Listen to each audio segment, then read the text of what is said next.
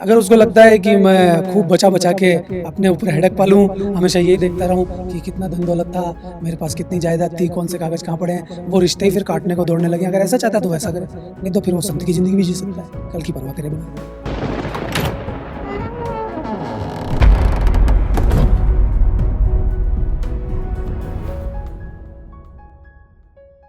नहीं, मैं तो एक चीज़ को बहुत अच्छा मानता हूँ और वो दर्शक भी महसूस करेंगे कि जब कोई चीज़ ऐसी होती है जिस पर डिस्कस किया जाए, समाज के काम की चीज़ हो, तो जो रूटीन चलता रहता है उससे आप अलग हटकर जाएँगे, नेचुरल है, आपका विरोध होगा और हर जगह आप सही हो, ऐसा भी लोग नहीं सोचते हैं। लेकिन आपका जो सोच है वो समाज को सच्चाई पर ढंग से रहने के लिए, उनके सुख के लिए है और वो जो आपके अंदर जो उबाल रहता है, वो समाज की भलाई के लिए है, उसका तरीका आपका अपना अलग है और वो हमेशा रहने वाली चीज़ है जब तक मानवता है। मैंने 2 शैली देखी है।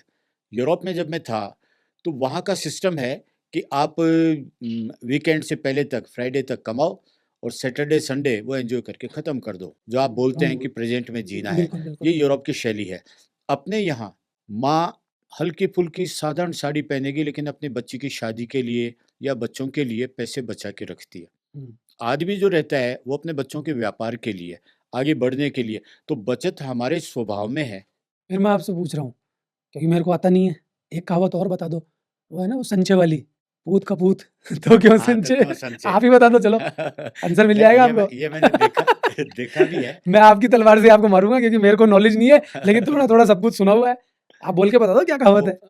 पूत सपूत तो क्यों संचय? हाँ, और पूत कपूत तो क्यों संचय? बस दो फिर। कि अगर बच्चे में काबिलियत है तो करेगा। हाँ, तो अपनी ले ज़िंदगी जियो ना। मैं तो उन माँओं से भी कहता हूँ तुम अपनी ज़िंदगी जियो। क्यों ज़िंदगी भर कलेश में जीती हो? पहले उनके लिए बचत करती हो कि ये ज़ेवर होगा, वो ज़ेवर होगा। फिर वो ज़ेवर ही उनके लिए प्रॉब्लम बन जाता है। आपको पता ही नहीं चलता, वो लड़की भी उस पे घात लगाए देखती है कि ये हार मुझे मिल जाए, ये गहने मुझे माँ के मिल जाएँ। वो अपनी माँ के भी सल्टाती है, लड़के की माँ के भी सल्टाती है, खुद के भी खरीदती है। तो ये चीज़ सबको डैमेज करती है। ऐसे ही बाप की स्थिति भी डैमेज हो जाती है, जब वो ये सोचता है कि मेरे बेटे के लिए मैं बिज़नेस कर रहा हूँ। मिलना ना मिलना अलग बात है। अगर अपने बाप का बिज़नेस बेटा सँभालता है, इसमें कोई दिक्कत नहीं है, उसको और आगे लेके जाता है या उसमें कुछ बदलाव लाता है या अपनी तरह चलाता है, ये उसकी चॉइस है। लेकिन फ़ादर पूरी तरह से अपनी ज़िंदगी का नाश कर लेता है और सिर्फ़ अपने बच्चे के लिए सोचता है या किसी भी तरह से आगे के लिए सोचता है। मैं उन सबको ये संदेश दूँगा कि आगे की स्थिति कभी आती ही नहीं है। लेकिन एक जगह दर्शक और मैं आपकी बात से थोड़ा डिफ़रेंस रखते हैं। नहीं, पूरा आप डिफ़रेंस रखो। हाँ, आप असहमत भी हो सकते हैं, आप मुझे गलत भी साबित कर सकते हैं, पर मैं आपको बोल रहा हूँ, मैं कभी भी गलत नहीं निकल सकता। इसका कारण ये है कि मैं अपनी गलती स्वीकार करने को हमेशा तैयार रहता हूँ। सॉरी मेरे पास रहता है, क्योंकि हो सकता है स्लिप ऑफ टंग हो जाए कभी या कुछ भी हो जाए, गलती हो जाए, तो मैं अपनी गलती स्वीकारने के लिए हमेशा तैयार रहता हूँ और जो व्यक्ति अपनी गलती स्वीकारने के लिए तैयार रहता है, वो कभी भी गलत निकल ही नहीं सकता। गलत वो लोग निकलते हैं जो सदा ही अड़ामेंट में रहते हैं, फिर वो अपनी बात को सही साबित करने के लिए 50 तरीके लाते हैं। अगर मुझे ऐसा लगता है कि मेरी बात प्रैक्टिकली लागू नहीं हो पाती या वो सही नहीं है या ऐसा दिखता ही नहीं है, मैं अपनी मनगढ़ंत कहानियाँ बना रहा हूँ, तो मैं ज़रूर सॉरी माँगने को तैयार रहता हूँ। नहीं मनगढ़ंत कहानियाँ नहीं है और आपका उद्देश्य जो है, वो समाज की भलाई के लिए है। लेकिन समाज भी तो अलग-अलग है। हुँ, अब आप देखिए, एक आदमी बचत करता है, तो मेरी नज़र में क्योंकि मेरे अपने 2 उदाहरण हैं, मेरे घर में भी है कि जब मेरी बहन की शादी थी, उस वक़्त पैसे की कमी थी, तो माँ ने अपने गहने दिए थे और मेरी बहन की शादी हुई, फिर पिताजी ने डबल गहने बना के उनको दिए। तो हुँ, वो जो संचय था वो काम आया, ये ठीक है। यूरोप की जो शैली है, वहाँ एक तो पॉपुलेशन कम है, गवर्नमेंट देती है बचपन में और बुढ़ापे में, तो उनको ज़रूरत भी नहीं रहती। लेकिन अगर समाज गलत है, समझ लीजिए आपको भ्रष्ट समाज मिलता है, जहाँ आपका पैसा खाया जाएगा या आपको सहायता नहीं दी जाएगी, बीमारी है, कहीं भी डाके पड़ते हैं, तो बचत तो पुराने वक़्त में आप देखिए राजाओं के वक़्त में खजाना दबा के रखा जाता है जो अभी भी मिलता है, कहीं समुद्र में मिलता है, कहीं किलों में अपन राजस्थान से हैं, राजस्थान में तो कितनी जगह किलों के अंदर वो खजाने मिलते हैं, तो वो सेना के काम आते थे। तो क्या आप मेरी इस बात से सहमत होंगे या मुझे इसका जवाब देना चाहेंगे कि समाज की रचना के हिसाब से बचत करना सही है या गलत है? उन देशों के हाल क्या हैं आप चेक कर लीजिए। मैं नहीं बोलूँगा अपने मुँह से, आप चेक कीजिए। लेकिन जो देश वैज्ञानिक दृष्टिकोण को अपना के चले हैं, जो देश प्रोग्रेसिव माइंडसेट को लेकर के चले हैं, जो देश हर तरह की तरक्की को लेकर के चले हैं, वो देश आज कहाँ खड़े हैं? वो समाज आज कहाँ खड़े हैं?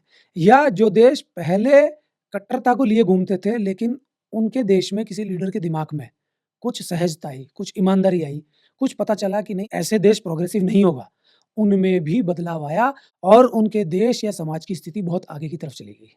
तो ये जो रीतियाँ बन चुकी हैं, ये गड़बड़ी में लेके जाएँगी क्योंकि आपको किसने कहा कि जो उस माँ ने संचय किया, जो उस बाप ने संचय किया, उसकी लिमिट तय करने वाले भी वही थे क्योंकि लिमिट तो कोई भी तय की जा सकती थी। मैं आपसे पूछता हूँ, एक शादी कितने प्रकार से हो सकती है? अगर शादी के लिए संचय किया है। मैं देश और समाज क्या संचय करता है उसकी बात बाद में करूँगा। पहले आप ये बताइए माँ की आपने बात शुरू की थी, तो एक शादी कितने तरीके से हो सकती है? आज भी व्यवस्था है ना, हाँ। सम्मेलनों में भी तो होती है ना शादियाँ, सम्मेलन में होती नहीं होती? पैसा जोड़ के, जुगाड़ करके हो जाती हैं। पहले भी ऐसा होता था कई जगह, पर हम वो चीज़ें नहीं बताते कि पहले भी किसी की शादी कराने के लिए गाँव के लोग थोड़ा-थोड़ा पैसा, थोड़ा-थोड़ा अनाज, थोड़े-थोड़े कपड़े-लत्ते कि तू ये दे दे, तू ये दे। ये जो गिफ्ट वाला सिस्टम आया है ना, ये दिखावा करने के लिए नहीं आया था, ये सहयोग के रूप में आया था। अभी इसको दिखावे के रूप में ले लिया। ये तो सहयोग था आपसी और लड़की को ही देते थे ये, कि ये दूसरे घर से आई है ना? तो इसको देते थे तो ये इसके काम आएगी चीज़ें, काम आने वाली चीज़ें देते थे। अब ये दिखावा हो गया, तो वो सब मिल कर के उसकी शादी हो जाती थी। इस तरह से की जाती थी, संचय की ज़रूरत ही नहीं है। आप देख लीजिए ना इसका जो दूसरा रूप निकल गया है कि आज बाप की हालत ख़राब हो जाती है। ऐसा लगता है बाप ने पगड़ी तो पहन रखी है लेकिन झुकी-झुकी सी लग रही है। बाप की मूंछें तो हैं, लेकिन वो मूंछें भी ये आपको संदेश दे रही हैं कि मेरी हालत ख़राब है। आप देखते हैं ना समाज में कितनी बुरी हालत है और उसके बाद भी कमी निकाल दी जाती है। फिर उसके बाद लड़की क्या करे कि मेरे लिए इतना सब पीड़ा उठाई है फ़ादर ने और इतना सब संचय करके रखा पहले तो माँ-बाप ने, उसके बाद इनको और कर्ज़ा लेना पड़ा। अब वहाँ पे भी गलत हो जाएँगे कि जो संचय रखा था उससे ही काम बन जाएगा। उनकी एक्सपेक्टेशन तो और बढ़ जाएँगी ना, ये माँगने वाला और माँग लेगा ना, तो फिर उनको उससे 4 गुना और चाहिए होगा। उनकी जो पीछे की बचत है ना, वो तो गई पानी में। आगे हो सकता है 10-12 साल और दिक्कत में आ जाएँ उनके। तो ये सारा सिस्टम गड़बड़ है। आपका सिस्टम गड़बड़ होता है तो ये सब चीज़ें इधर-उधर होती हैं, बचत की ज़रूरत ही नहीं है, मैं आपको रियल बोल रहा हूँ। बचत काहे के लिए की जाती है आप मुझे बताओ ना? बचत काहे के लिए भी नहीं की जाती? रोज़ जी रहे हैं, सब काम हो रहा है। साहब बचत तो मरने के लिए भी की जाती है कि उसके कर्मकांड भी तो होंगे। वो आपने बनाए ना कर्मकांड। एक व्यक्ति मर गया, लोग उसको नदी में भी बहा देते हैं, उसमें कौन-सा पैसा लगेगा? तो ये तो आपने खुद ने कर्मकांड बनाए और उसके ऊपर आपने कई तरह की चीज़ें लागू की, वो रीति-रिवाज वाली बात यहाँ आ जाती है कि फिर आपको मृत्यु भोज भी कराना पड़ेगा। कई लोग इसका भी विरोध करते हैं। मैं आपकी धार्मिक मान्यताओं के ऊपर नहीं जाता, मैं शब्द यूज़ करता हूँ लेकिन किसी को कोट करके नहीं बोलता। लेकिन आप खुद सोचिए कि ज़रूरत ही नहीं है। उसी को तो हम संत कहते हैं जिसको कुछ चाहिए ही नहीं। फिर देखो कैसे जीता है जीवन। वो ठीक है, लेकिन ये बातें सुनने में अच्छी लगती है। आत्मा भी बोलती है कि सच है, लेकिन धरातल पर अगर देखा जाए, हर आदमी कोई क्रांतिकारी नहीं होता। नहीं, मैं हर मैं आद मैं मेरी क्रांति की बात नहीं कर रहा सर। आपने एक चीज़ और बोली थी देश और समाज की बात। जिन देशों ने बचा के रखा, आप मुझे सिर्फ़ लास्ट में इतना सा बता दो, उन देशों के ऊपर कर्ज़ा नहीं है क्या? उन्होंने तो बहुत कुछ बचा के रखा, उसके बाद भी वो कर्ज़े में हैं। हमारी मेंटालिटी क्या है ये इस पे डिपेंड करता है सर। हाँ, नहीं मैं यही बता रहा हूँ कि आत्मा आपकी जानती है कि ये गलत है। हर आदमी अंदर से महसूस करता है सत्य यह है, लेकिन प्रैक्टिकली सामने ये आता है जिस समाज में हम रहते हैं, अगर उसमें साँस लेते हैं, वो व्यवस्था सही या गलत है, वो वक़्त के साथ बनते-बनते आ गई, कुरीतियाँ हटती भी हैं। लेकिन जीने के लिए ये बताया जाए कि जिस समाज में रहते हैं, अगर उस समाज के हिसाब से नहीं चलेंगे तो अशांति पैदा नहीं होगी। उसको वक़्त लगता है ठीक होते-होते और ठीक होने से पहले अगर शादियाँ हैं, जिसमें खर्चा होता है, एवरेज होता है, कैपेसिटी नहीं होती, तो वहाँ तो फिर बचत ही सहारा है ना। आपने बोला अगर समाज के हिसाब से नहीं चलते तो अशांति पैदा होती है, इसका सहारा बचत है। आपने ये बोला? ठीक है। ओवर से ही एवरेज तो चलना ही ठीक होता है, है। मैंने मान लिया आपकी बात। लेकिन आप मुझे ये बता दो, दूसरे देशों की बात मैं नहीं करूँगा, आप तो अपने देश के हाल बता दो कि जो यहाँ समाज है और जो लोग समाज के हिसाब से चलते हैं, चाहे वो अपने मन से चलते हों या डर के मारे चलते हों, कौन से समाज में शांति है आप मुझे बताओ? हालात आप देख रहे हैं समाज के, आप मुझे बताओ ना किसमें शांति है? मैंने तो नहीं देखी। 4 दिन शांति नहीं होती उससे पहले कितनी गड़बड़ी हो जाती है। समाज कैसे बना है? एक-एक व्यक्ति से बना है, फिर परिवार है, सबसे छोटी इकाई तो एक अकेला आदमी है ना, फिर परिवार है, फिर कॉलोनीज़ हैं, समाज है।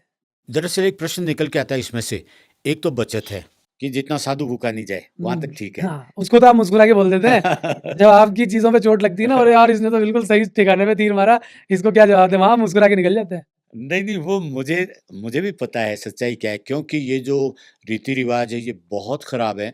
जहाँ तक मेरा व्यक्तिगत है, वो तो सोच ही अलग है। जीवन जीने के 2 तरीके मेरी तरफ से कि एक तो है भोग, दूसरा है त्याग। अगर त्याग का रास्ता आप अपनाते हैं तो आप संतोषी होते हैं, दूसरों के काम आते हैं, वो व्यवस्थाएँ अच्छी बनती है। लेकिन भोग का वक़्त है, जीना इसी में पड़ता है। हर एक की ताकत नहीं होती समाज के सामने खड़ा हो जाए। तो फिर उनकी तो मजबूरी होती है ना जीना शुरू करें या समाज को सुधारें। जैसे आपने 2 चीज़ें बोली, एक है त्याग, एक है भोग और आपने क्या बोला है कि आपके हिसाब से क्या सही है? त्याग। आपके हिसाब से त्याग सही है ना? और मैंने कई बार ये बात बोली कि हमारे पास शरीर भी है और हमारी चेतना भी है।